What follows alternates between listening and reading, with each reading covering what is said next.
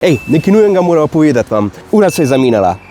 Hecava se. Imela bova Q&A livestream. Zato, ker ima na kanal 5 fucking let. Pustimo to, a je to big deal ali ne, a so velike cifre ali ne.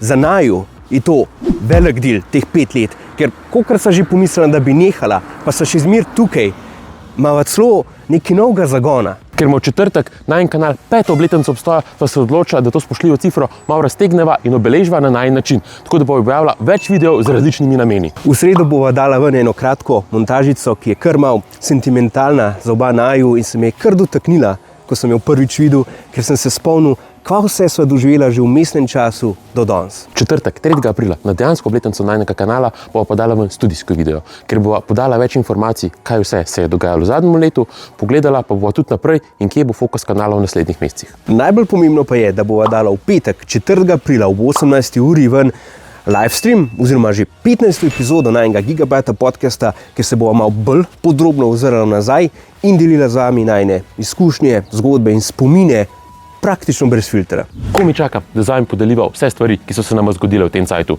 dobre ali pa slabe. Tako da tudi upam, da prijete v čim večjem številu jutri na livestream, mi damo sicer dosti materijala za govoriti, ampak če boste prišli, lahko kaj vprašate in bomo mi da takrat takoj odgovorila. Upava, da se nama boste v čim večjem številu pridružili in videli, kaj vse imava zanimivega za povedati. Pridite, vprašajte ali pa sam poslušajte, ziher bova povedala, kaj je zanimivega za vas. Če pa že ne bo zanimivo, bo pa vsaj neumno in tudi to nam lahko poveste. V glavnem, pridite v čim večjem številu, da skupaj proslavimo teh 5 fucking let.